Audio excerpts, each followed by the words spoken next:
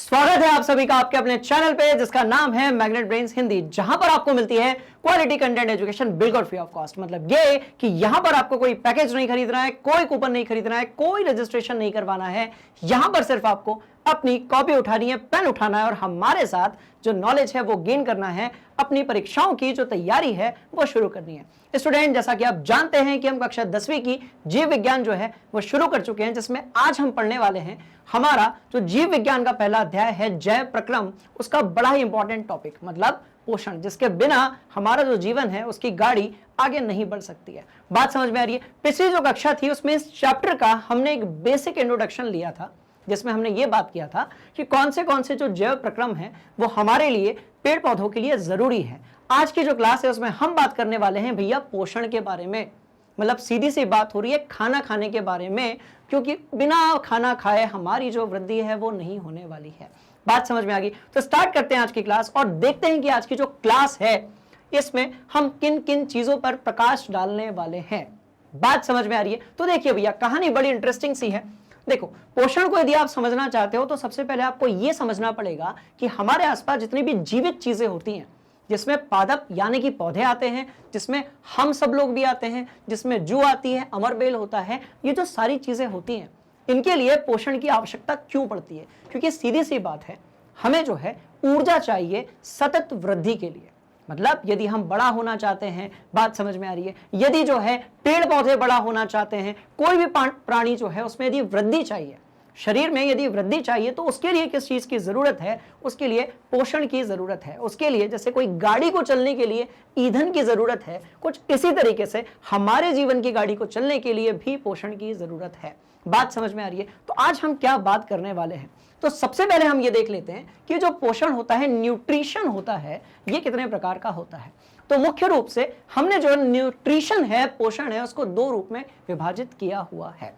एक तो है आपका स्वपोषी पोषण और दूसरा जो है वो है आपका विषम पोषी पोषण। अब दोनों के बीच में डिफरेंस क्या है वो बड़ा ही सिंपल है।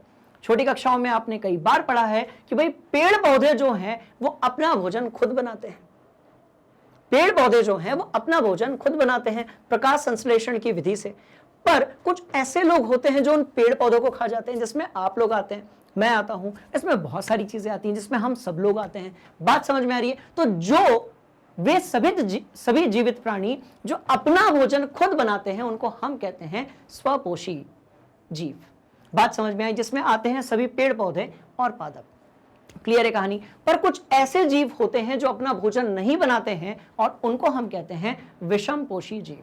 जिसमें कौन कौन आता है तो उसको अपन ने फर्दर डिवीजन किया हुआ है कि भैया विषम पोषी जो जीव होंगे वो और 3 रूपों में विभाजित हैं।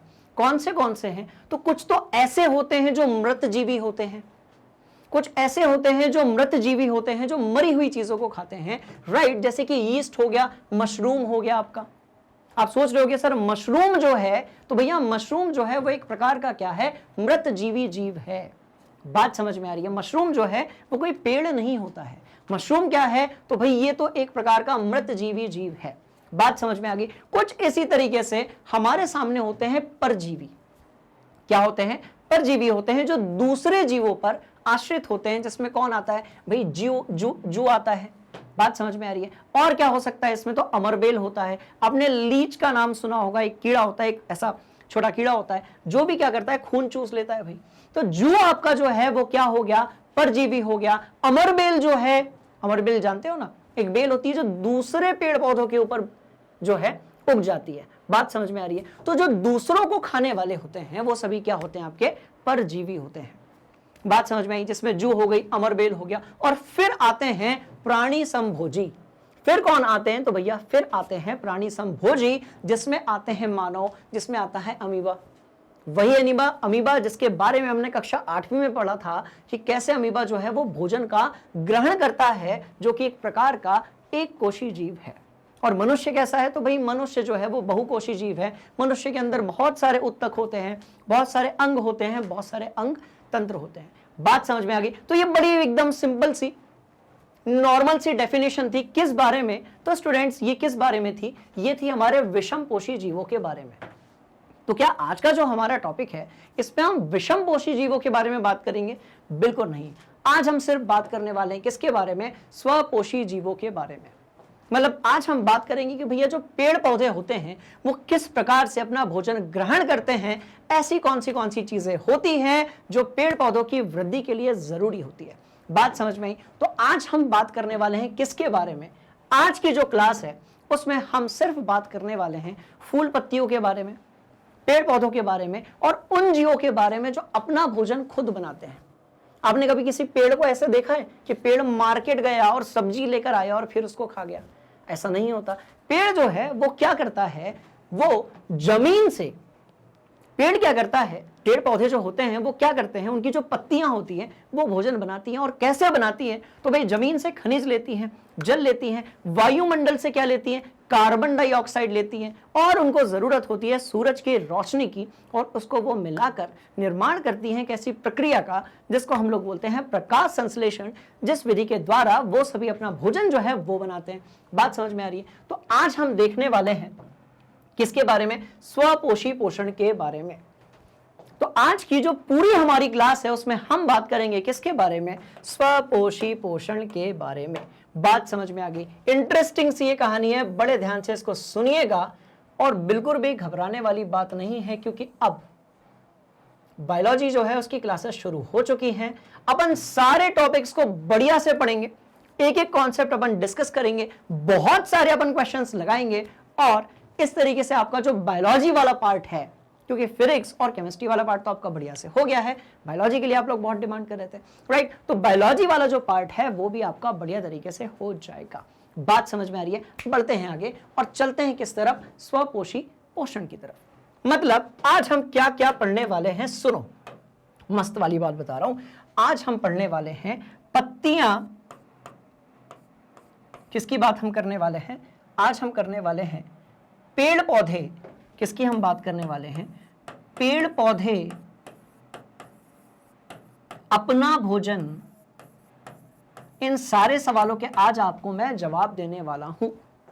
हम ये भी देखेंगे कि जो पत्तियां होती हैं उनका कलर सामान्यतः हरा क्यों होता है। तो हम बात करेंगे पेड़ पौधे अपना भोजन कैसे बनाते हैं,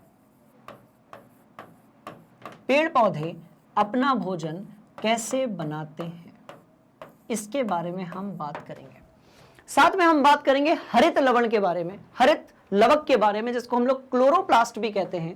तो हम और किसकी बात करेंगे, हम बात करेंगे भैया हरित लवक के बारे में। बात समझ में आ रही है? हम किसके बारे में बात करेंगे, तो हम बात करेंगे हरित लवक के बारे में, जिसको हम लोग और क्या कहते हैं, तो भाई हम क्लोरोप्लास्ट कहते हैं।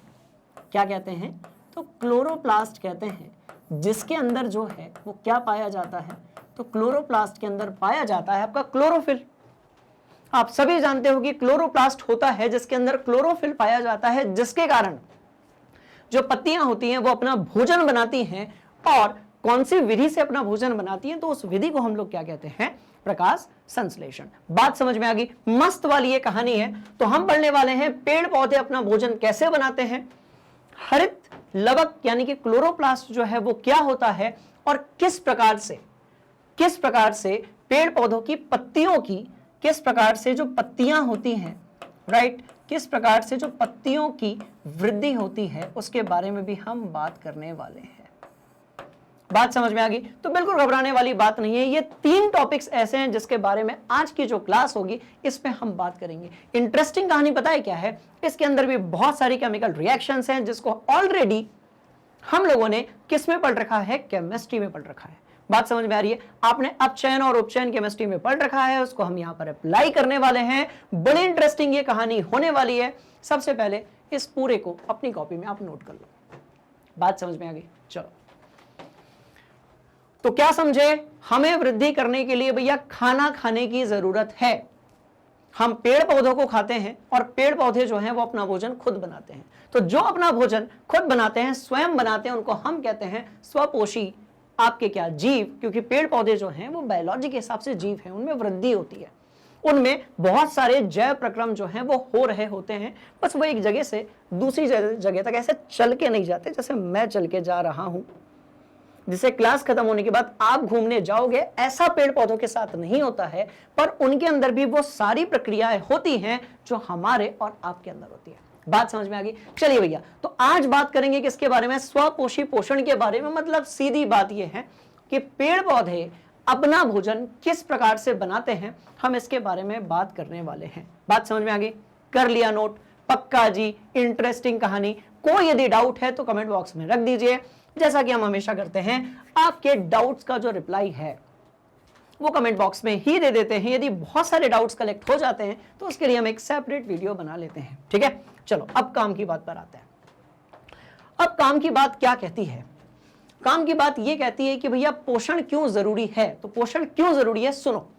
हमारे शरीर में क्रम की स्थिति के अनुरक्षण करने के लिए ऊर्जा की आवश्यकता होती है। आप याद करो, कई दिनों तक आप यदि उपवास रहोगे या अभी 2 टाइम आप खाना नहीं खाओगे तो आपको कमजोरी लगने लगेगी, मतलब ऊर्जा की कमी हो जाएगी। तो उसी ऊर्जा की पूर्ति के लिए, वृद्धि के लिए और शरीर के विकास के लिए हमें चाहिए प्रोटीन, कार्बोहाइड्रेट, वसा और साथ में बहुत सारे विटामिन और साथ में बहुत सारे फाइबर। तो ये सब हमें मिलते हैं किस माध्यम से? जिस माध्यम से ये सारी चीजें हमें मिलती हैं उसी को हम क्या कहते हैं? पोषण कहते हैं। तो बेसिकली पोषण हमारे लिए हो या पेड़ पौधों के लिए हो, ये किस चीज का स्रोत है? तो भैया यह ऊर्जा का स्रोत है। पोषण जो है वो क्या है? तो यह है आपका ऊर्जा का स्रोत। बात समझ में आ गई? तो ये क्या है? तो ये ऊर्जा का स्रोत है, साथ में इसी के कारण वृद्धि हो पाती है। तो ऊर्जा मिलेगी तो वृद्धि होगी। सिंपल सी कहानी, ऊर्जा मिलेगी तो वृद्धि होगी। तो कुछ ऐसा नहीं अपने को पढ़ना है जो बड़ी हायर या बड़ी डीप बायोलॉजी है। अपने को सिर्फ बड़ी कॉमन सेंस वाली घिसी पिटी सी वो सारी चीजें पढ़नी है जिसको अपन बचपन से यानी कि 6वीं 7वीं क्लास से पढ़ते हुए आ रहे हैं। ठीक है, चलिए। तो वृद्धि, विकास, प्रोटीन संश्लेषण आदि में हमें बाहर से भी पदार्थों की क्या पड़ती है भाई? आवश्यकता पड़ती है। बात समझ में आ गई? यह ऊर्जा का स्रोत तथा पदार्थ जो हम खाते हैं वो भोजन है। तो बेसिकली पोषण क्या है? तो भोजन है। बात समझ में आ रही है? अब उसमें सब कुछ आ गया। उसमें छोले भटूरे आ गए, चाउमीन आ गया, मंचूरियन आ गया, पूरी सब्जी आ गई, दाल चावल आ गया, दूध आ गया, भैया सब कुछ उसमें आ गया। पर ये तो हमारे पोषण की बात हुई ना, पौधों के पोषण की बात क्या होगी? तो भैया पौधे जो है उनको चाहिए होता है अपने सतत विकास के लिए कार्बोहाइड्रेट। अब वो कैसे बनता है उसको अपन जानेंगे किसमें? स्वपोषी पोषण में, जो कि किसमें होता है? पौधों में होता है। कैसे होता है देखो कहानी। ठीक है, चलो शुरू करेंगे, पक्का ना? चलो, तो पोषण मतलब क्या? सीधी सी बात, पोषण का मतलब होता है भोजन, जो कि क्या है? ऊर्जा का स्रोत है। तो पोषण का मतलब क्या होता है? तो भाई भोजन होता है, और ये भोजन जो है ये क्या है? ऊर्जा का स्रोत है। यहां तक की कहानी क्लियर हो गई? बोलिए यस सर, बढ़ रहे हैं आगे। ठीक है, चलो अब देखो स्वपोषी पोषण क्या होता है। तो देखो भैया, जो पेड़ पौधे होते हैं उनको चाहिए जिंदगी के लिए 2 चीजें। एक तो कार्बन डाइऑक्साइड चाहिए। क्या क्या चाहिए? सुनो ध्यान से भैया, एक तो कार्बन डाइऑक्साइड चाहिए और दूसरा जो है वो जल यानी कि H2O चाहिए। एक तो कार्बन डाइऑक्साइड चाहिए और दूसरी कौन सी चीज है? तो भैया वो चाहिए आपको H2O। और क्या चाहिए? तो भैया कुछ खनिज भी चाहिए। और सोचो प्रकृति ने कितना अच्छा बैलेंस करके रखा हुआ है कि जो पेड़ पौधे होते हैं उन्हें कार्बन डाइऑक्साइड चाहिए होती है, और जो मनुष्य होते हैं, जीव जंतु होते हैं, उन्हें ऑक्सीजन चाहिए होती है। तो हम लोग जब श्वसन करते हैं, हम लोग जब सांस लेते हैं और छोड़ते हैं, राइट, तो हम लोग ऑक्सीजन अंदर ले लेते हैं और कार्बन डाइऑक्साइड बाहर कर देते हैं। पर पेड़ पौधों में इसका उल्टा होता है, और वो क्या करते हैं? कार्बन डाइऑक्साइड को ले लेते हैं और ऑक्सीजन जो रहती है उसको बाहर कर देते हैं। पर सभी पौधों में ये चीज नहीं होती है। कुछ पौधे ऐसे होते हैं जो इसको अलग अलग स्टेप्स में करते हैं, उसके बारे में भी हम थोड़ा थोड़ा अभी पढ़ने वाले हैं। बात समझ में आ गई? तो ध्यान से देखो, स्वपोषी जीव मतलब बात किसकी हो रही है? बात हो रही है पेड़ पौधों की। बात किसकी हो रही है? तो भैया पेड़ पौधों की बात हो रही है। और पेड़ पौधों की जो सेना है, ठीक है, उसमें जो सबसे इंपॉर्टेंट रोल है वो किसका होता है? तो वो होता है पत्तियों का। वो किसका होता है? तो वो होता है आपकी पत्तियों का। बात समझ में आई? जो पत्तियां होती हैं, बात समझ में आई? पत्तियां जो हैं वो मेन क्या है? तो भैया पत्तियां जो हैं वो मेन भाग है पेड़ पौधों का, जो निर्माण करता है भोजन का। और कैसे करता है? तो इन पत्तियों को चाहिए CO2, H2O और क्या चाहिए भैया? कुछ खनिज चाहिए। CO2 चाहिए, H2O चाहिए, और क्या चाहिए, कुछ खनिज चाहिए, और इसको चाहिए सूरज की रोशनी। तो यहां पर जो सूरज की रोशनी है वो उत्प्रेरक का काम करती है। और उत्प्रेरक क्या होता है, ये केमिस्ट्री में आपने अच्छे तरीके से पढ़ा है। ऐसा एक केमिकल मान लो, या फिर ऐसी कोई भी चीज मान लो जिसमें प्रकाश भी हो सकता है, ऊष्मा भी हो सकती है, कोई केमिकल भी हो सकता है, जिसके कारण जो अभिक्रिया है उसकी दर बढ़ाई या फिर घटाई जा सकती है, उसको अपन क्या बोलते हैं, तो भाई उत्प्रेरक बोलते हैं। यहां तक की बात समझ में आ गई? बोलो यस सर, पक्का। अब आगे बढ़ते हैं। देखो तो ध्यान से देखिएगा, स्वपोषी जीव की कार्बन तथा ऊर्जा की आवश्यकताएं प्रकाश संश्लेषण द्वारा पूरी होती हैं। तो पक्का है कि आज हम प्रकाश संश्लेषण भी पढ़ने वाले हैं।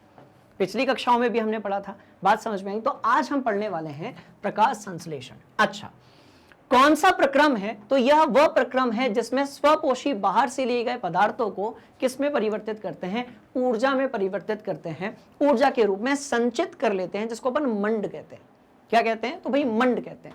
संचित जिस रूप में करते हैं उसको हम लोग क्या कहते हैं? तो इसको हम लोग मंड कहते हैं। बात समझ में आ रही है? तो एक काम करते हैं, जल्दी से जो है हम लोग क्या देख लेते हैं भाई, प्रकाश संश्लेषण देख लेते हैं। बात समझ में आई? चलो एक और पॉइंट देखते हैं, उसके बाद फिर हम लोग प्रकाश संश्लेषण की बात करेंगे।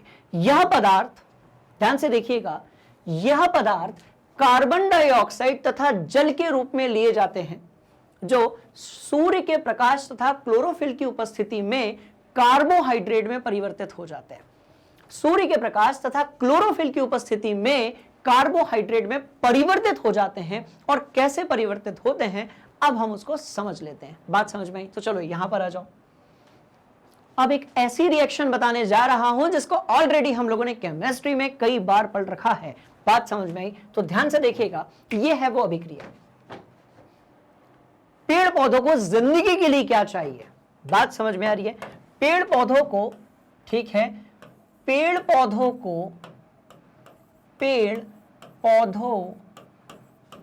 को जीवन के लिए किस चीज की जरूरत है? तो ध्यान से देखिएगा, एक तो भैया कार्बन डाइऑक्साइड की जरूरत है, और दूसरा जो है आपको जल की जरूरत है। तो एक क्या हो गया? एक तो आपकी कार्बन डाइऑक्साइड हो गई, बात समझ में आ रही है, और दूसरा जो है वो क्या हो गया? जल हो गया। अब जल कैसे मिलता है?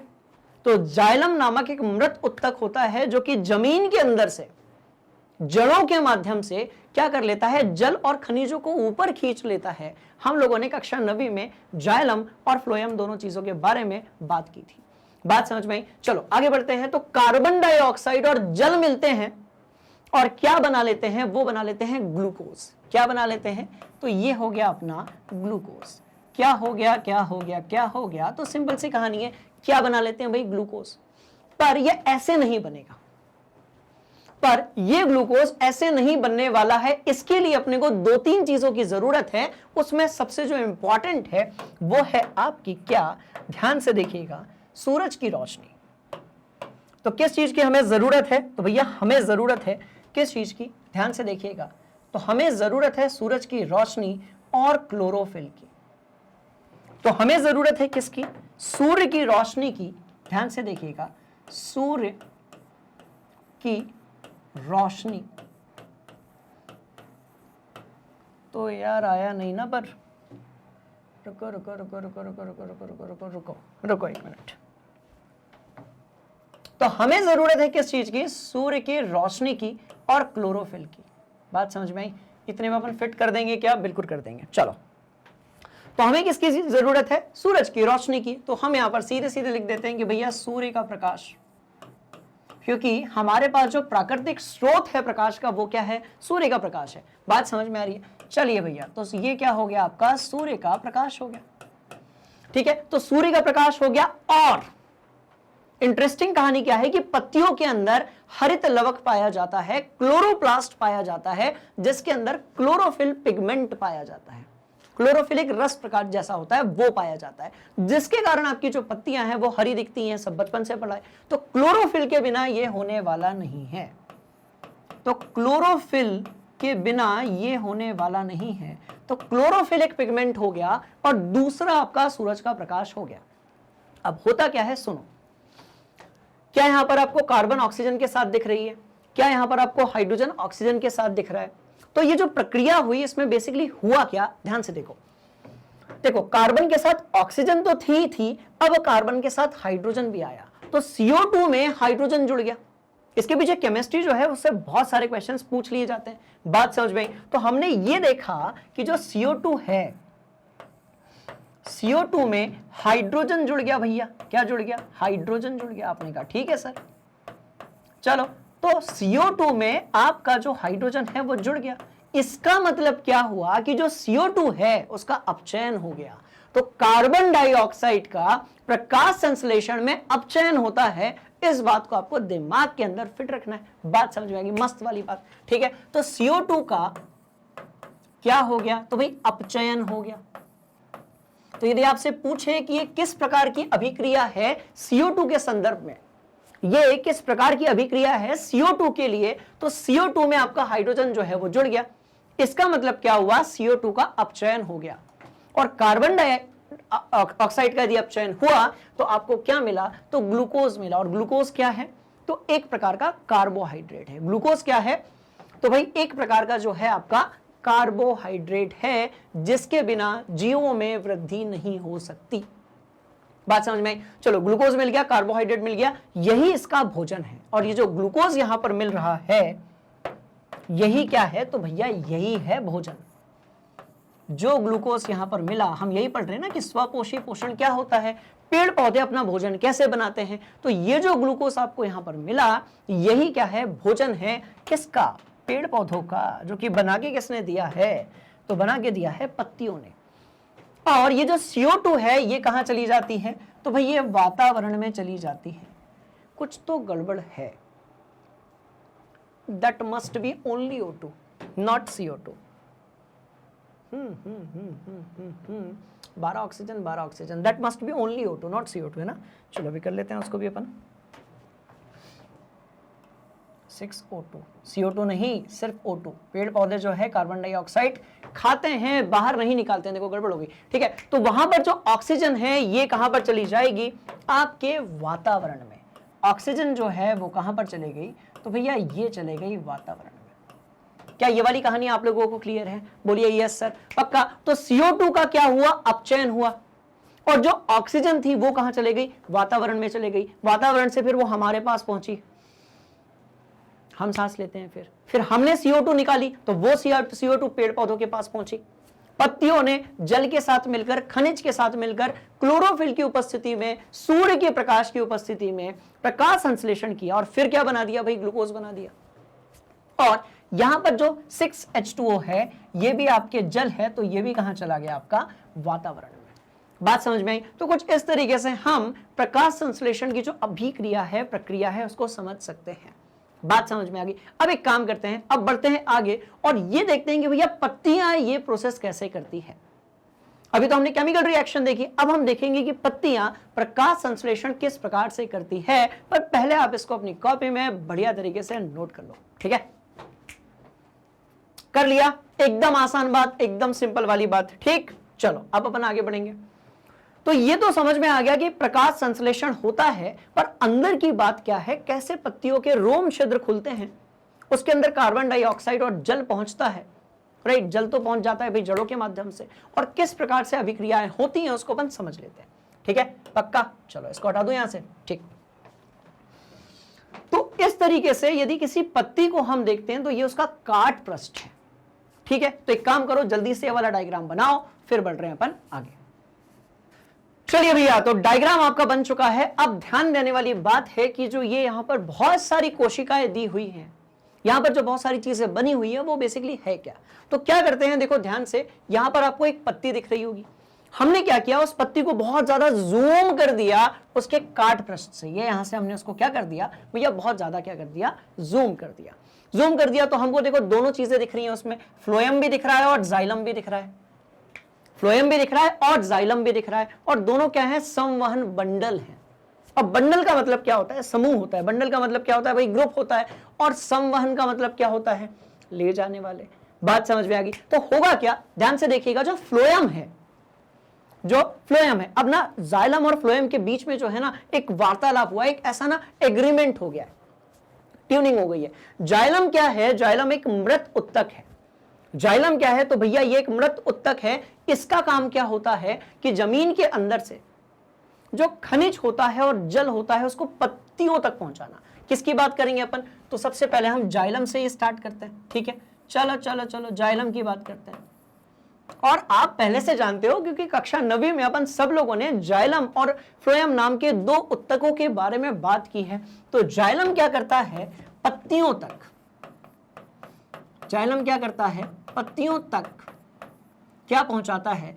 तो भाई जाइलम क्या करता है? पत्तियों तक खनिज पहुंचाता है। क्या पहुंचाता है भैया? खनिज पहुंचाता है और जल पहुंचाता है। जाइलम क्या करता है? पत्तियों तक खनिज पहुंचाता है और कौन सी चीज पहुंचाता है? जल पहुंचाता है। किसके थ्रू? तो आपकी जो क्या होती हैं, जड़ें होती हैं, उसके थ्रू। बात समझ में आ गई? जड़ों में भी छोटे छोटे क्या होते हैं भाई? रंध्र होते हैं, छिद्र होते हैं, और उसके थ्रू आपका जो जाइलम है वो पत्तियों तक पहुंचाता है खनिज और जल। आपने कहा सर ठीक है। अब ये जो खनिज है ये पत्तियों के पोषण तत्व का काम करता है, और ये जो जल है वो क्या करता है? कार्बन डाइऑक्साइड के साथ मिलकर, जैसा कि अभी अपन ने देखा था, कार्बन डाइऑक्साइड के साथ मिलकर प्रकाश संश्लेषण की प्रक्रिया करता है और निर्माण करता है कार्बोहाइड्रेट का, जिसको हम ग्लूकोज कहते हैं यहां पे, जो कि पेड़ पौधों का भोजन है। यहां तक की बात समझ में आ गई? मस्त वाली बात, ठीक है? चलो अब आगे बढ़ते हैं। तो जाइलम ने ये किया। अब फ्लोएम जो है, ठीक है, अब फ्लोएम क्या करता है वो भी अपन देख लेते हैं। तो ध्यान से देखो, फ्लोएम क्या करता है? फ्लोएम जो है वो जीवित उत्तक है। जाइलम जो है वो मृत उत्तक है और फ्लोएम जो है वो जीवित उत्तक है। तो ये क्या करता है? अब पेड़ पौधों ने खाना बना लिया, ठीक है, तो ये क्या करता है? पत्तियों से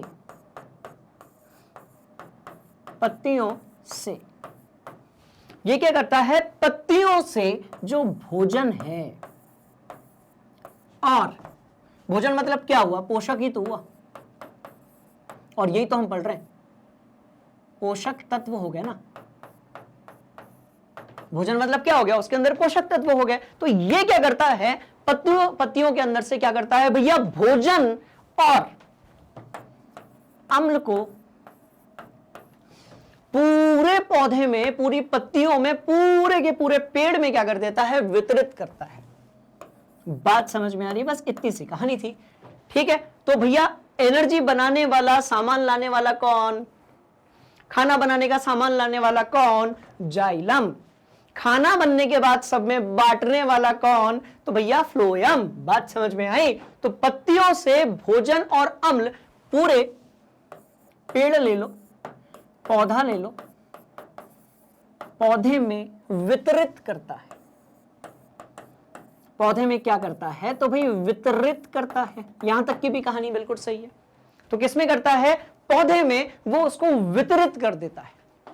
जो भोजन है और अम्ल है उसको पत्तियों में क्या करता है? वितरित करता है। क्योंकि एक बात बताओ, अब एक पेड़ में कई सारी पत्तियां हैं, पत्तियां आपस में अपना भोजन बनाते रहेंगी, और यदि वो पौधे के तने तक नहीं पहुंचा, शाखाओं तक नहीं पहुंचा, फूलों तक नहीं पहुंचा, तो इस हिसाब से वो तो मर जाएंगे, फिर पत्तियां भी मर जाएंगी। बात समझ में आ रही है? इसीलिए क्या है? जाइलम जो है वो है भोजन बनाने वाला। अच्छा, तो जाइलम क्या है? तो भैया जाइलम है भोजन बनाने वाला, ठीक है? ये भोजन बनाने वाला यानी कि सहायक है,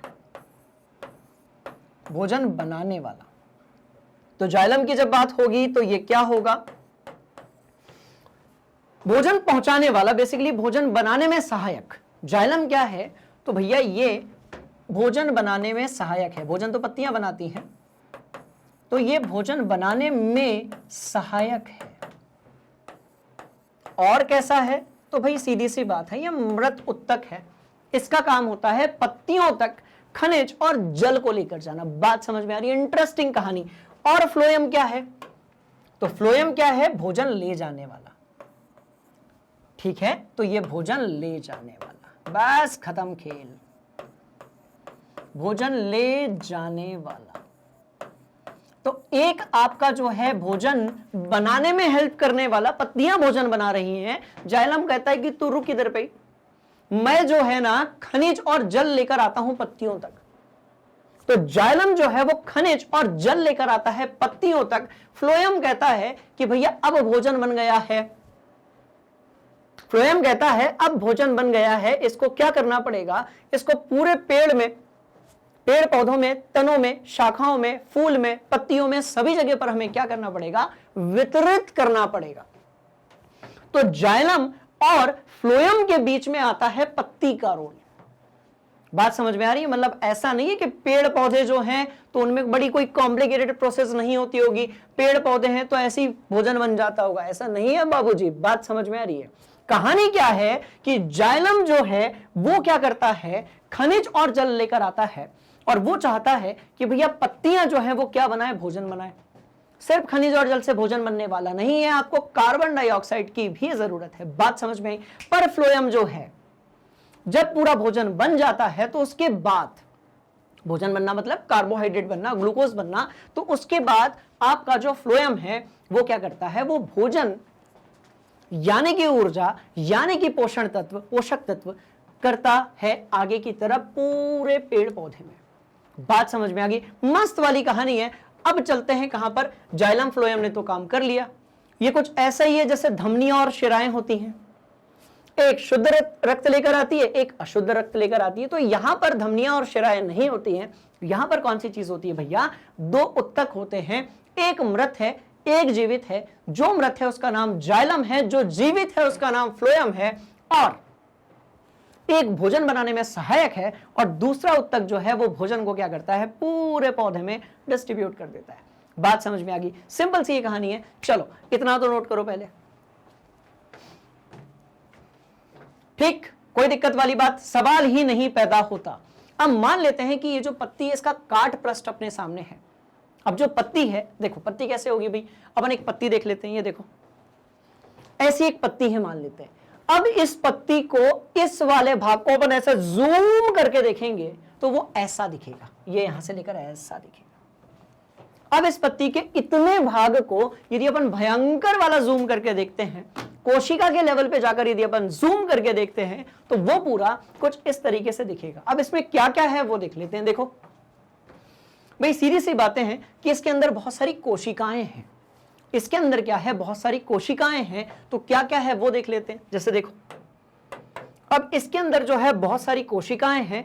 कोशिकाओं के अंदर होता है हरित लवक, जो कि क्लोरोप्लास्ट है, जिसके अंदर क्लोरोफिल भरा होता है। आपको हरे कलर का दिख भी रहा होगा। और क्या होता है, देखो भैया ये पूरी जो पत्ती है ना, इतना सा, ये जो इतना सा भाग दिख रहा है ना, ये वाला इतना सा भाग, इस पूरे को अपन ने भयंकर करके जूम करके देखा है तो ये यहां से लेकर यहां तक दिख रहा है ऐसा।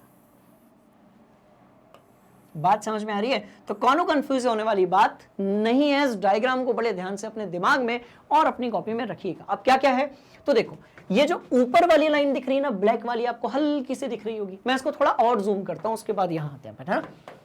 चलो चलो चलो चलो चलो चलो, ये जो पत्ते की ऊपर वाली लाइन है, ऊपरी सतह है वो ये है, जो अंदरूनी सतह है वो नीचे की तरफ है, और बीच में जो है पूरा माल मसाला भरा हुआ है। बात समझ में आ रही है? बीच में जो है पूरा माल मसाला भरा हुआ है। तो एक तो ऊपरी सतह है, ये क्या है तो भाई ये ऊपरी सतह है पत्ती की, अपन जूम करके देख रहे हैं। और ये कैसी है तो भैया निचली सतह है।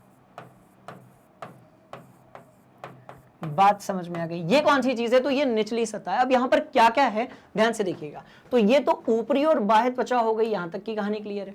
अब क्या है, अंदर की जो कोशिकाएं हैं उसमें भरा है क्लोरोप्लास्ट यानी कि हरित लवक, क्लियर। और क्या है, बीच में जो गैप दिख रहा है ना, बीच में जो गैप दिख रहा है ना, पता है वो कौन सी चीज है? वो है अपने वायु कोश। बीच में जो गैप दिख रहा है वो कौन सी चीज है तो भैया वो है अपने वायु कोश, जहां से कार्बन डाइऑक्साइड और ऑक्सीजन का आदान प्रदान होता है, जहां से कार्बन डाइऑक्साइड को खींचा जाता है और ऑक्सीजन को बाहर निकाला जाता है। बात समझ में आ गई? और ये है हमारी द्वार कोशिकाएं। ये हमारी क्या है, निचली बाह्य त्वचा में ये जो आपको दिख रही होंगी ये हमारी क्या है तो भैया द्वार कोशिकाएं हैं। ऊपरी बाह्य त्वचा हमने बना ली, निचली बाह्य त्वचा हम लोगों ने बना ली। अब इन पॉइंट्स पर आते हैं, ठीक है। अब सुनो होता क्या है। क्लोरोफिल द्वारा प्रकाश ऊर्जा को अवशोषित किया जाता है। प्रकाश संश्लेषण में क्या होता है, क्लोरोफिल द्वारा प्रकाश ऊर्जा को क्या कर लिया जाता है, अवशोषित कर लिया जाता है। तो एक कहानी तो क्लियर है कि बिना क्लोरोफिल के आपकी जो प्रकाश ऊर्जा है, बात समझ रहे हो, बिना क्लोरोफिल के प्रकाश ऊर्जा जो है उसका अवशोषण ही नहीं होगा। जब प्रकाश ऊर्जा का अवशोषण नहीं होगा तो आप प्रकाश संश्लेषण नहीं करवा सकते, भले ही उस पौधे को आप कितना भी जल दे दो, कितनी भी कार्बन डाइऑक्साइड दे दो। बिना क्लोरोफिल के सूर्य का प्रकाश का अवशोषण नहीं होगा, यह अभिक्रिया होने वाली नहीं है। तो यह अभिक्रिया ही संपन्न कब होगी स्टूडेंट, सिंपल सी कहानी है, जब पौधे के अंदर क्या होगा, आपका क्लोरोफिल होगा, और वही क्लोरोफिल क्या करेगा, सूरज की जो रोशनी है उसका अवशोषण करेगा। तो पहली कहानी समझ में आ गई। तो क्लोरोफिल वो चीज है, राइट, जो सूरज के प्रकाश को क्या करती है, अवशोषित करती है। क्लियर है कहानी, सिंपल है कहानी, आगे बढ़ते हैं। प्रकाश ऊर्जा को रासायनिक ऊर्जा में रूपांतरित करना तथा जल अणुओं का हाइड्रोजन तथा ऑक्सीजन में अपघटन होना। प्रकाश ऊर्जा का रासायनिक ऊर्जा में रूपांतरित करना तथा जल अणुओं का हाइड्रोजन तथा ऑक्सीजन में अपघटन होना दूसरी मुख्य क्रिया है जब प्रकाश संश्लेषण होता है तब। तीसरी बात, कार्बन डाइऑक्साइड का, देखो बोला था मैंने, कार्बन डाइऑक्साइड का कार्बोहाइड्रेट में अपचयन होना। अपचयन होने का मतलब होता है या तो ऑक्सीजन बाहर निकले या तो हाइड्रोजन आकर जुड़ जाए। और हुआ क्या था, कार्बन डाइऑक्साइड के साथ में, सुनो, हुआ क्या था, कार्बन डाइऑक्साइड में हाइड्रोजन जुड़ गया था। इसका मतलब ये कि कार्बन डाइऑक्साइड का क्या हुआ था भैया, अपचयन हुआ था। बात समझ में आ रही है। तो ये तीन प्रक्रियाएं आपको दिमाग में फिट रहनी चाहिए। क्लियर है कहानी, सिंपल है कहानी, नोट कर लो, कर लो नोट। और अपने आसपास जितने भी लोग हैं जो कक्षा 10वीं में हैं, जिनको जीव विज्ञान में कोई भी दिक्कत जाती है हिंदी माध्यम के लिए, राइट, बिल्कुल उनको इन्फॉर्म कर दो। एक एक टॉपिक को बढ़िया से पढ़ेंगे, अच्छा कॉन्सेप्ट क्लियर करेंगे और बढ़िया तरीके से परीक्षाओं की तैयारी करेंगे। ठीक है, कर लिया नोट, चलो बढ़ेंगे आगे, पक्का जी। जाइलम फ्लोएम भी हो गया अपना, है ना, ठीक। अब अपना भोजन बन चुका है, अब इसको लेकर कौन जाएगा, तो भैया इसको लेकर जाएगा हमारा कौन, फ्लोएम, जो कि एक जीवित उत्तक है। ठीक है, मिटा दूं, मिटा दिया। चलते हैं आगे, पत्तियों के बारे में कुछ और जरूरी चीजें, क्योंकि यदि पत्तियां नहीं रहेंगी तो भोजन नहीं बनाएगा पेड़, और पेड़ पौधे यदि भोजन नहीं बनाएंगे तो हम कैसे जीवित रहेंगे। बात समझ में आ रही है। तो सुनो अच्छे से कहानी कि पत्तियों की सतह पर सूक्ष्म छिद्र होते हैं जिनको हम छिद्रांत भी कह सकते हैं, रोम होते हैं, छिद्र होते हैं। ठीक है, प्रकाश संश्लेषण के लिए गैसों का अधिकांश आदान प्रदान इन्हीं छिद्रों के द्वारा होता है, जो कि आपको रंध्र छिद्र दिख रहे होंगे। तो जो द्वार कोशिकाएं होती हैं, द्वार कोशिकाएं क्या है, द्वारपाल है भैया, ये क्या है, द्वारपाल है। कार्बन डाइऑक्साइड और ऑक्सीजन बिना इनकी परमिशन के, जो द्वार कोशिकाएं होती हैं बिना इनकी परमिशन के, कार्बन डाइऑक्साइड और ऑक्सीजन जो है वो पत्तियों से ना तो बाहर निकल सकती है, ऑक्सीजन है तो बाहर निकलेगी, और कार्बन डाइऑक्साइड अंदर नहीं जा सकती। बात समझ में? तो द्वार कोशिकाएं कौन है, तो ये है हमारी द्वारपाल। देखो लिखा हुआ है, प्रकाश संश्लेषण के लिए गैसों का अधिकांश आदान प्रदान इन्हीं छिद्रों के माध्यम से होता है, पर यह छिद्र बंद और चालू, देखो ऊपर जो है वो खुला हुआ छिद्र है, देखो ये कैसा है, तो भैया यहां पर ये खुला हुआ छिद्र है, ये कैसा है, तो ये खुला हुआ आपका छिद्र है। बात समझ में आ रही है? पर ये कैसा है, तो ये यहां पर द्वार बंद हो चुका है। द्वार बंद होने का मतलब ये है, द्वार बंद होने का मतलब ये है कि अब यहां से गैसों का ज्यादा आदान प्रदान नहीं होगा, मतलब इस समय पर प्रकाश संश्लेषण नहीं के बराबर चल रहा है। बात समझ में आई? तो क्या है, द्वार कोशिकाएं हैं, और द्वार कोशिका के कारण ही छिद्र जो है वो बंद चालू होता है। और हेल्प कौन करता है प्रकाश संश्लेषण में, तो भाई हरित लवक करता है, जिसको अपन लोग क्लोरोप्लास्ट कहते हैं। तो जिसको हम लोग क्या कहते हैं, क्लोरोप्लास्ट कहते हैं। बात समझ में आ गई? और क्या है, पहला पॉइंट क्लियर, दूसरा पॉइंट क्लियर, तीसरा पॉइंट भी क्लियर। पढ़ाई के साथ साथ नोट्स भी तो बनाने। बात समझ में आ रही है? चलो, इन रंध्रों से पर्याप्त मात्रा में जल की भी हानि होती है। जरूरी है, जरूरत से ज्यादा यदि जल होगा, वाष्पीकरण यदि जल का नहीं होगा, जिसको हम लोग ट्रांसपिरेशन कहते हैं, तो पौधे के सेहत के लिए, हेल्थ के लिए अच्छा नहीं होगा। सुनो, इन रंध्रों से पर्याप्त मात्रा में जल की भी हानि होती है, अतः जब प्रकाश संश्लेषण के लिए कार्बन डाइऑक्साइड की आवश्यकता नहीं होती है। बात समझ में आ रही है?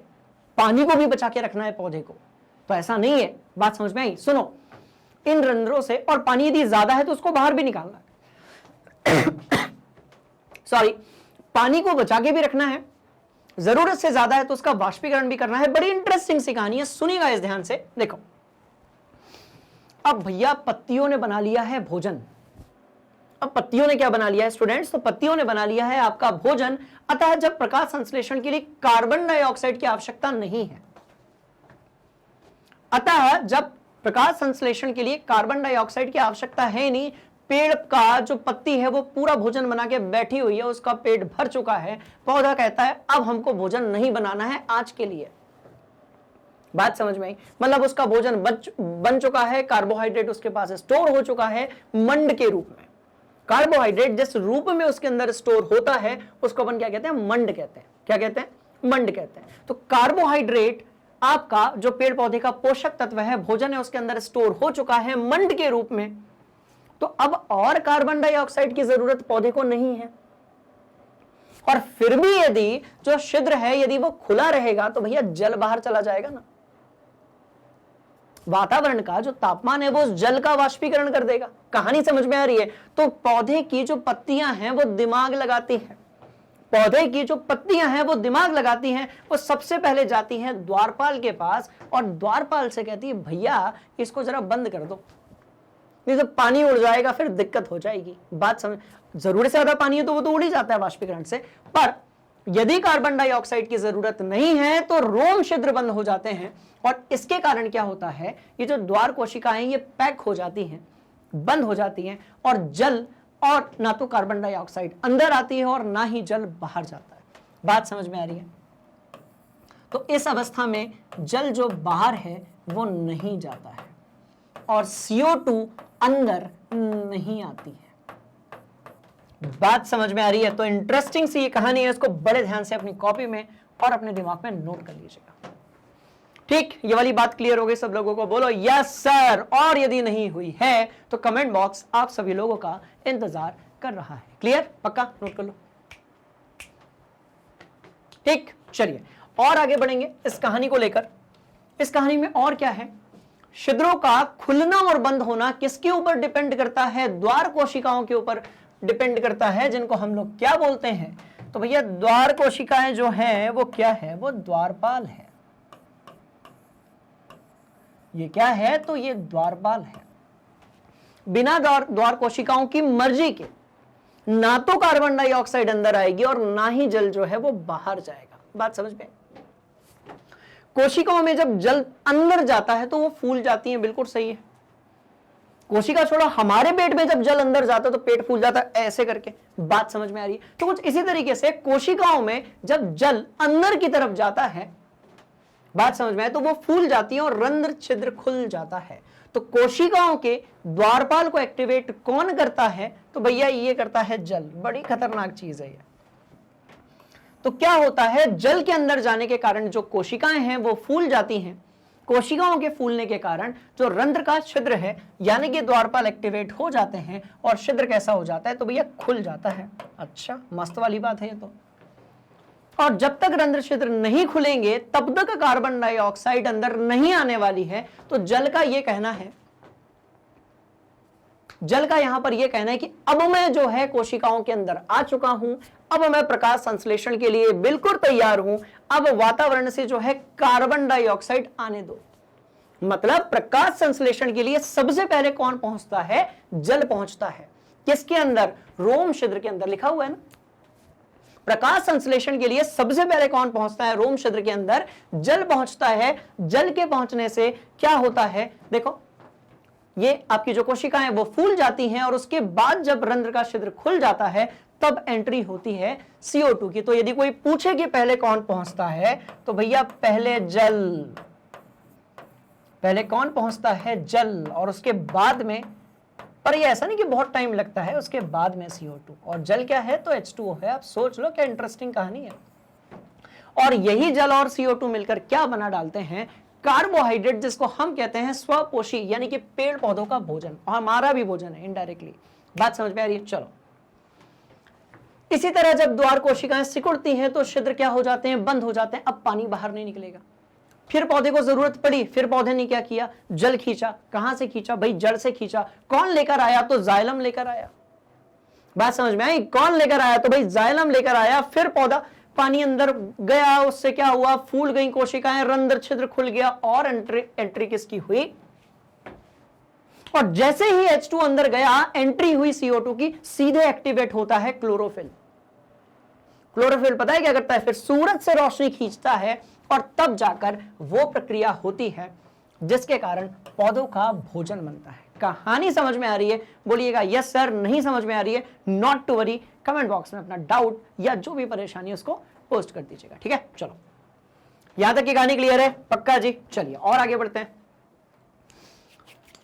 अब सवाल पैदा होता है कि स्वपोषी अपनी ऊर्जा आवश्यकता की पूर्ति कैसे करते हैं? एक बार इसको लिख लो अपनी कॉपी में, डिस्कस करते हैं। ठीक है, तो भैया आपने ये चीज अपनी कॉपी में लिख ली होगी। अब देखो, ऐसा है कि पेड़ पौधों को अपने शरीर के निर्माण के लिए किसकी जरूरत होती है? कच्ची सामग्री की जरूरत होती है, क्योंकि देखो इनको भी जीने का अधिकार है। बात समझ में आ रही है? तो कैसे होता है ये सब कुछ वो अपन देख लेते हैं। पेड़ पौधों को अपने शरीर के निर्माण के लिए अन्य कच्ची सामग्री की आवश्यकता होती है, और वो सब कहां से मिलती है? उनको मिट्टी से मिलती है। बात समझ में आ रही है? आपने सुना होगा कि जो पेड़ पौधे होते हैं उनकी ग्रोथ के लिए, फसलों की ग्रोथ के लिए हम क्या करते हैं? उसमें यूरिया डालते हैं, उसमें नाइट्रोजन के बहुत सारे क्या डालते हैं भाई? यौगिक डालते हैं, DAP डालते हैं, ऐसी बहुत सारी चीजें जो है हम पेड़ पौधों में डालते हैं। पहले तो हम क्या करते थे? खाद डालते थे। आजकल जो है उर्वरक का जमाना आ गया है। हालांकि वो पौधे की सेहत और हमारी सेहत के लिए खतरनाक है, पर ज्यादा उत्पादन के लिए उर्वरकों का बहुत ज्यादा उपयोग कर लिया जाता है। बात समझ में आ रही है? तो होता क्या है, ध्यान से देखिएगा, जितने भी स्थलीय पौधे हैं, जितने भी स्थल में पाए जाने वाले पौधे हैं, वो प्रकाश संश्लेषण के लिए आवश्यक जल की पूर्ति जड़ों द्वारा मिट्टी में उपस्थित जल के अवशोषण से करते हैं। तो एक तो अपने को जो है जल चाहिए, एक जो है वो अपने को क्या चाहिए? जल चाहिए, और क्या चाहिए? तो खनिज तत्व चाहिए अपने को। मतलब मैं किसकी बात कर रहा हूं? पेड़ों की बात कर रहा हूं, क्योंकि इनके बिना हमारा जीवन अधूरा है या फिर है ही नहीं। ठीक है, तो एक तो जल चाहिए, दूसरी कौन सी चीज चाहिए? खनिज चाहिए। अब इस खनिज में बहुत सारे हमारे पास क्या होंगे? तो भाई इसमें बहुत सारे हमारे पास होंगे तत्व। तो इसमें हमारे पास बहुत सारे क्या होंगे? तत्व होंगे। और वो जो तत्व होंगे वो कौन से होंगे? तो सबसे जो खतरनाक है, खतरनाक मतलब जिसकी सबसे ज्यादा जरूरत है, खतरनाक नहीं, जिसकी सबसे ज्यादा जरूरत है, वो है हमारा नाइट्रोजन। बिना नाइट्रोजन के और फास्फोरस के, बिना नाइट्रोजन के एक दूसरे के पड़ोसी हैं। आप याद करो, समूह 15 में आते हैं आपके पीरियोडिक टेबल यानी कि आवर्त सारणी में। तो बिना नाइट्रोजन के और फास्फोरस के पौधों का सतत विकास हो ही नहीं सकता। बात समझ में आई? और कौन से तत्व चाहिए वो देख लेते हैं अपन लोग। नाइट्रोजन हो गया, फास्फोरस हो गया, भैया लोहा भी चाहिए, लोहा भी चाहिए, मैग्नीशियम भी चाहिए। लोहा चाहिए और क्या चाहिए? मैग्नीशियम जैसे बहुत सारे इन्हें पदार्थ जो हैं वो कहां से मिलते हैं? मिट्टी से। तो सीधी सी कहानी है कि पेड़ पौधों को मिट्टी से ही जल मिलता है, और मिट्टी से ही कौन सी चीज मिलती है? तो वो मिलते हैं आपके क्या? कुछ इस प्रकार के तत्व। किस रूप में? खनिज के रूप में। और ये को इन दोनों को लेकर कौन जाता है? जैसा कि अभी अपन ने देखा था भैया, इनको लेकर जाने वाले प्राणी का नाम है, एक मरे हुए उत्तक का नाम है, और वो है जाइलम। तो आपको एकदम लाइट ग्रीन कलर से दिख रहा होगा स्क्रीन पर जाइलम। तो पेड़ पौधों के जो पोषक तत्व होते हैं, जिसमें बहुत सारे खनिज होते हैं, तत्व होते हैं, नाइट्रोजन और फास्फोरस जैसी जरूरी चीजें होती हैं, और साथ में जो जल है उसको लेकर कौन जाता है पत्तियों तक? तो वो आपका जाइलम है। बात समझ में आ गई? क्लियर है कहानी? सिंपल है कहानी, नोट कर लो। अच्छा, एक और चीज, बिना क्लोरोफिल के प्रकाश संश्लेषण क्यों नहीं हो सकता है, या फिर बिना CO2 के प्रकाश संश्लेषण क्यों नहीं हो सकता है? इसके 2 क्रियाकलाप अपनी किताब में दिए हुए हैं। उसको हम क्रियाकलाप वाला जो पार्ट होगा उसमें करेंगे, उसको हम फिलहाल में नहीं करेंगे। बात समझ में आई? बिना क्लोरोफिल या फिर बिना CO2 के प्रकाश संश्लेषण नहीं हो सकता है, या प्रकाश संश्लेषण के लिए क्लोरोफिल और CO2 क्यों जरूरी है, इसकी हम बात करेंगे किसमें, क्रियाविधि क्रियाकलाप में करेंगे, अभी हम बात नहीं करेंगे। ये जो आप डायग्राम देख रहे हैं ये क्रियाकलाप वाला ही है। इसमें ये जो पोटेशियम हाइड्रोक्साइड है ये क्या करता है, अरे ये तो कर ही लेते ना, 1 मिनट लगेगा। देखो क्या बिना कार्बन डाइऑक्साइड के ये वाली जो अभिक्रिया है ये होगी, कितना भी पानी डाल दो कार्बन डाइऑक्साइड यदि नहीं है तो पेड़ पौधे जो है अपना भोजन नहीं बना सकते हैं। बात समझ में आई। तो यहां पर होता क्या है, ये जो इधर वाला पौधा दिख रहा है ना गमले में लगा हुआ गुलाब, बात समझ में आ रही है, इसके अंदर अपन ने पोटेशियम हाइड्रोक्साइड रख दिया है वॉच ग्लास में। क्या रख दिया भैया, पोटेशियम हाइड्रोक्साइड। क्या होता है तो KOH होता है पोटेशियम हाइड्रोक्साइड। इसके अंदर हमने रख दिया है पोटेशियम हाइड्रोक्साइड। जल्दी से ये देख लेते हैं फिर बढ़ेंगे आगे, ठीक है। पोटेशियम हाइड्रोक्साइड अंदर की सारी कार्बन डाइऑक्साइड को खा जाता है। पोटेशियम हाइड्रोक्साइड अंदर की सारी कार्बन डाइऑक्साइड को खा जाता है। इन दोनों गमलों को अपन ऐसे कांच के जार के अंदर रखा हुआ है, जिससे बाहर से ना तो वायु आ जा सकती है ना ही अंदर की कार्बन डाइऑक्साइड बाहर जा सकती है। बात समझ में आ रही है। तो दोनों पौधों को अपन ने कहां रखा है, धूप में। दोनों गमले के ऊपर अपन ने कांच का जार डाल दिया है ताकि प्रकाश पहुंच सके। बात समझ में आई। पर यहां पर पोटेशियम हाइड्रोक्साइड जो इसके अंदर की CO2 को पूरा खींच लेगा। सीधी सी बात यह है कि इसमें CO2 नहीं है, क्योंकि इसकी CO2 को कौन खा गया, पोटेशियम हाइड्रोक्साइड। तो इसमें CO2 नहीं है और इसमें जो CO2 है वो है। बात समझ में आ रही है। तो क्या होगा कि इसका जो रंग है वो यहां पर एक समान दिख रहा है पर वो फीका हो जाएगा। इसका जो रंग है वो कैसा हो जाएगा, तो भैया CO2 ना होने के कारण प्रकाश संश्लेषण अच्छे से नहीं होगा, और होगा ही नहीं, अच्छे से क्या नहीं होगा, और ये रंग फीका हो जाएगा। और ये कैसा रहेगा, तो भैया डार्क ही रहेगा। ये कैसा रहेगा, तो ये डार्क ही रहेगा। तो वहां प्रकाश संश्लेषण होगा, यहां पर प्रकाश संश्लेषण यानी कि फोटोसिंथेसिस नहीं होगा। पर इसको अपन क्रियाकलाप वाले पार्ट में भी करेंगे। अभी तो बस नजर पड़ गई उस डायग्राम की तरफ, इसलिए हमने उसके बारे में थोड़ा सा डिस्कशन कर लिया। कहानी समझ में आई। Back to the topic. चलो, नाइट्रोजन, फास्फोरस, लोहा तथा मैग्नीशियम जैसी चीजें बहुत जरूरी पोषक तत्व हैं, बहुत जरूरी आपके क्या है भाई, खनिज हैं, ऐसे पदार्थ हैं जिनके बिना पौधों का काम चलने वाला नहीं है। इंटरेस्टिंग कहानी है कि इनके बिना हमारा भी काम नहीं चलने वाला। बात समझ में। एक और इंटरेस्टिंग कहानी यह है कि हम सब के शरीर से जो अपशिष्ट पदार्थ होता है, जिसमें आपका मूत्र आ गया, मल आ गया, उसमें नाइट्रोजन फास्फोरस बहुत ज्यादा होता है। बात समझ में आ रही है। तो वही फिर खाद का काम करता है, और वही जो है पेड़ पौधे अपने भोजन के रूप में मृदा से खींच लेते हैं। किसकी सहायता से, जाइलम की सहायता से। बात समझ में आ रही है। तो कहानी जो है वो बड़ी इंटरेस्टिंग है। और थोड़ा आगे बढ़ते हैं। पेड़ पौधे जो हैं उनके ग्रोथ के लिए और क्या जरूरी है, नाइट्रोजन एक बड़ा आवश्यक तत्व है जिसका उपयोग प्रोटीन तथा अन्य यौगिकों के संश्लेषण में किया जाता है। संश्लेषण का मतलब होता है बनना, घबराने वाली बात नहीं है। संश्लेषण का मतलब होता है भैया बनना, सिंथेसिस, इसका मतलब होता है बनना। कई बार क्या होता है, विज्ञान में थोड़ी सी हायर टर्मिनोलॉजी, अजीब अजीब से उल्टे सीधे शब्द उपयोग कर लिए जाते हैं जिनका मतलब तो आसान होता है पर उनका उच्चारण थोड़ा सा अजीब होता है। इसलिए आपको लगता है कि वो चीज कॉम्प्लिकेटेड होगी, बट ऐसा नहीं होता है। तो यौगिकों के बनने में किसका उपयोग किया जाता है, नाइट्रोजन का। इसीलिए पौधों की ग्रोथ के लिए, वृद्धि के लिए जितने भी खाद उर्वरक डाले जाते हैं उन सब में क्या होता है, आपका यूरिया जैसे सुना होगा, DAP सुना होगा, ऐसी बहुत सारी चीजें होती हैं। बात समझ में आ रही है। सोडा आपने सुना होगा कि फसलों में भैया सोडा डालते हैं फसलों की वृद्धि बढ़ाने के लिए। बात समझ में आई। तो उन सब में नाइट्रोजन जो है वो बड़ा इंपॉर्टेंट एक तत्व होता है, ठीक है। इसे अकार्बनिक नाइट्रेट, अब नाइट्रेट क्या है, तो भैया नाइट्रेट है आपका NO3-, और नाइट्राइट क्या है, तो नाइट्राइट है आपका NO2-। तो इसे अकार्बनिक नाइट्रेट आयन से नाइट्राइट आयन के रूप में लिया जाता है। इसे अकार्बनिक नाइट्रेट का नाइट्राइट के रूप में लिया जाता है। इन्हें उन कार्बनिक पदार्थों के रूप में लिया जाता है जिन्हें जीवाणु वायुमंडलीय नाइट्रोजन से बनाते हैं। क्या गजब की बात है, सुनो। इन्हें उन कार्बनिक पदार्थों से लिया जाता है जिन्हें जीवाणु वायुमंडल नाइट्रोजन की मदद से बनाते हैं। क्यों ऐसा होता है, आप याद करो, वायुमंडल में जितनी गैसें हैं, जो हमारी वायु है, एयर है, इस एयर के अंदर भैया 78% नाइट्रोजन है। आप सोचो, मतलब मजाक नहीं है, प्रकृति ने बड़ा सोच समझ के खेल खेला है। क्योंकि यदि पेड़ पौधे नहीं होंगे तो हम लोग नहीं होंगे। बात अब आप बोलेंगे सर हम तो मांसाहारी हैं, हम फूल पत्ती पेड़ पौधे नहीं खाते। तो भैया आप जिनको खाते हो, आप जिनको खाते हो यदि मांसाहारी में, तो वो तो पेड़ पौधे फूल पत्ती खाते हैं ना। बात समझ में आई? मान लेते हैं कि आप बकरी खाते हो, आपको कहना है कि हम जो है सर सिर्फ बकरी खाएंगे, हमने ऐसा बना लिया है अपना कॉन्सेप्ट कि हम सिर्फ बकरी खाएंगे। तो बकरी तो पेड़ पौधे खाती है। अब कोई बोलेगा सर हम उनको खाएंगे जो पेड़ पौधे नहीं खाते हैं, हम शेर खाते हैं सर। कोई बोलेगा सर हम, मतलब एक उदाहरण ले रहे हैं, ऐसा कोई थोड़ी होता है कि कोई बकरी खाता है या शेर ही खाता है। आप कहोगे सर हम शेर खाते हैं। बात समझ में आई? तो शेर थोड़ी फूल पत्ती खाता है भैया, पर शेर जिसको खाता है वो भी तो पेड़ पौधा खाता है ना। तो ऐसा है कि आप कितना भी बचने की कोशिश करो, अंतिम खाद्य श्रृंखला का जो भाग है वो कौन है? यही पेड़ पौधे जो कि स्वपोषी आपके जीव होते हैं। बात समझ में आ गई? इंटरेस्टिंग सी ये कहानी है। तो वातावरण में जो वायु है उसमें 78% जो है वो आपका नाइट्रोजन है।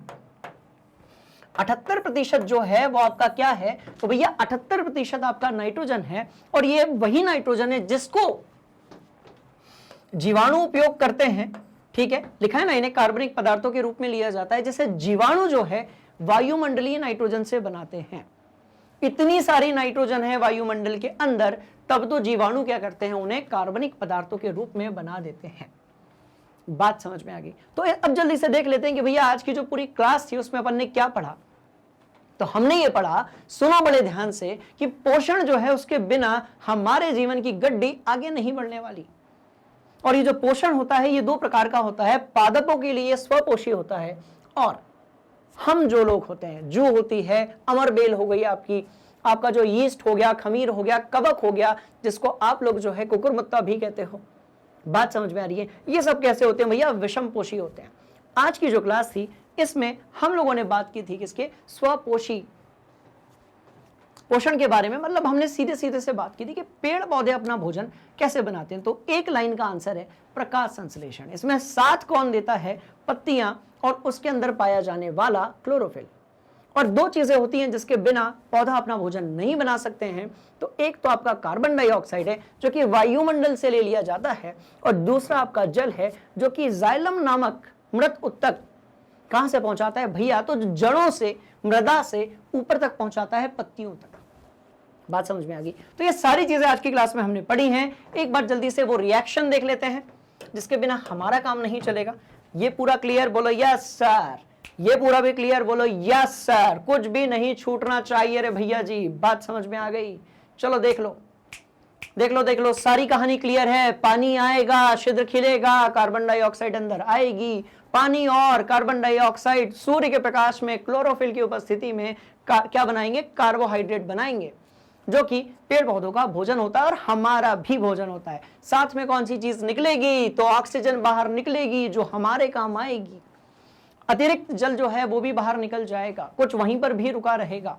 बात समझ में आ गई? चलो और क्या देखा? तो भैया हमने पत्ती का काट पृष्ठ भी देखा।